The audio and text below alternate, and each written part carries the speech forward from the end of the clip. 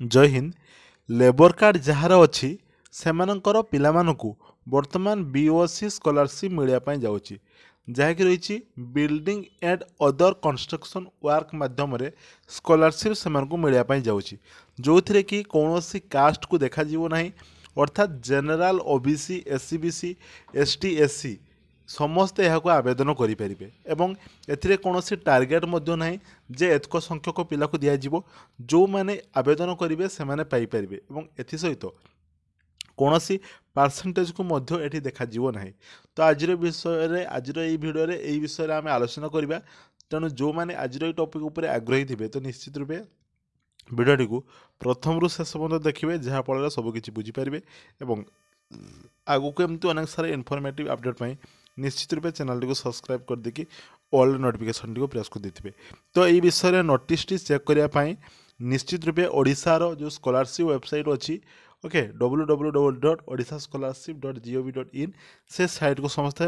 जाकि देखिपारे। तो सेठी डेट अच्छी और लास्ट डेट टी रही 15/3/2025 अर्थात मार्च 15 तारीख सुधा से आवेदन करने पड़ो। वर्तमान कथा रहा जे क्यों माने यहाँ आवेदन करेंगे क्यों कोर्स पिला माने तो मुख्यतः निजर बापा माँकर लेबर कार्ड थिबा दरकार ठीक अच्छे लेबर कार्ड थिबा दरकार जो थी कि जो रही building and other construction work माने से जमतीका जितक सब कंस्ट्रक्शन अर्थात जो कहते आम राजमिस्त्री बुझीपार तो से राजमिस्त्री पाखे जो आम कम कर लेबर कार्ड थी दरकार तेणु लेबर कार्ड हेल्ले आवेदन करहब एवं से पिला ओके। हाँ आ गए कथा हूँ मन करतु जदि जड़े पेरेन्ट्स दुई जन पिला थे ताले कौन दुई जन जाक मिल दुई जन जाक को भी मिल किंतु जदि तीन जन थे ना तीन जन को मिल ना दुई जन को मिल अर्थात जड़े पेरेन्ट्स पाखु दुईटा पिला यार लाभ नहीं पारे अर्थात गोटे लेबर कार्ड को शो करके दुई जन पिला यार लाभ नहीं पारे बुझीगला। तेणु एटा को कौ मैंने आवेदन करेंगे ना जो मैंने वर्तमान ITI पढ़ुवे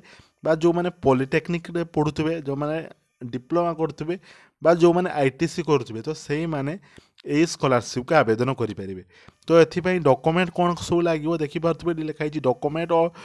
to be scanned during application apply समय यही सब डॉक्यूमेंट को स्कैन करने पड़ो। प्रथम रही self attach copy of identity card of the student तार आइडेंटिटी कार्ड लगे से जो बीओसी कार्ड लगे जोटा लेबर कार्ड अच्छी बुझे कि नहीं कौन लगे ना तांकर लगे जो एनुअल कंट्रीब्यूशन जो गोटे स्लिप थी से गोटे रसीद थी से देवाई पड़ो एवं तांकर जो बैंक फास्ट पेज रो फोटोटी को स्कैन करने पड़ो जो थे सेविंग अकाउंट नंबर एथि सहित आईएफएससी कोड जमी क्लीयरली विजिबल हो आउ सब अलग डॉक्यूमेंट जमी लगे कथा लगे। तेणु आईटीआई आईटीसी यही पिला माने ही समस्ते आवेदन करेंगे। तो बर्तमान कथा रहा से केते टंका मिल तो बर्तमान मुझे देखा दूसरी से जो लिस्ट क्या केते मिल ये हूँ जनरल ये हूँ जनरल कास्टर पाई जो मैंने प्रथम आईटीआई करेंगे आईटीआई पुणी दुईटा ट्रेड अच्छी गोटे हूँ इंजीनियरिंग ट्रेड गोटे हूँ नॉन इंजीनियरिंग ट्रेड जो मैंने इंजीनियरिंग ट्रेड रे आईटीआई कोर्स रो इंजीनियरिंग ट्रेड रे जो मैंने हॉस्टेलर थे जो मैंने हॉस्टेलर रही पढ़ुवे प्रति वर्ष मिल 23,800 टंका जो मैंने डे स्कॉलर थे मिल 10,300 टंका आ जो मैंने आईटीआई रे नॉन इंजीनियरिंग ट्रेड जो मैंने वर्तमान अच्छा तो तांकु मिल जो मैंने हॉस्टेलर थे मिल के ना 21,500 आ जो मैंने डे स्कॉलर थे मिल 8,000 टंका। ठीक से हीपरी जो मैंने डिप्लोमा करते पॉलिटेक्निक रे तो तांकर इंजीनियरिंग ट्रेड रे हॉस्टेलर मेल को मिल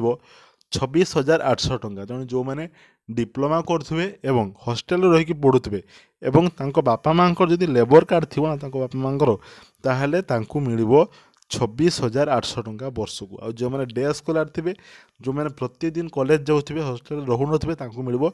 11,800 टंका। ठीक से हीपरी ये हूँ आमर एससी आउ एसटी कास्ट मानक पई तो सेमती देखिदेबा जे तांकर जो मैंने आईटीआई पढ़ुवे इंजीनियरिंग ट्रेड रे जो मानकर कि हॉस्टेलर अच्छी तांकर मिल 22,300 टंका एवं नॉन इंजीनियरिंग ट्रेड रे हस्टेलर मानक मिल 9500 टंका आउ इंजीनियरिंग ट्रेड्रे डे स्कॉलर को मिल 7540 एवं नॉन इंजीनियरिंग ट्रेड्रे डे स्कॉलर को मिल 5240 ठीक से हीपरी डिप्लोमा पाक जी आम डिप्लोमा कथा जो देखा डिप्लोमार इंजीनियरिंग ट्रेड्रे हस्टेलर मानक मिल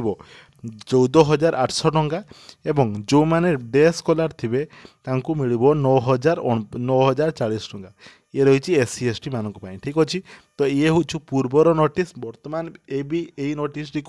ऑफिशियल वेबसाइट रे अपलोड कर दिया सरी तेणु जो मैंने भी एप्रति इलिजिबल होती तो निश्चित रूपे से आवेदन करेंगे एवं आवेदन कर सारापर कॉलेज रे नहीं कि से जो डॉक्यूमेंट को लेकिन से सबमिट करेंगे ओके तो जो मैंने टॉपिक जो मैंने स्कॉलरशिप योग्य तो पाखु निश्चित रूपे थोड़े भिडियो शेयर करदे जहाँफल से उपकृत हो पारे और आगू एमती अनेक सारा इनफॉर्मेटिव अपडेट निश्चित रूपे चैनल को सब्सक्राइब कर देकी ऑल नोटिफिकेशन टी प्रेस कर देते।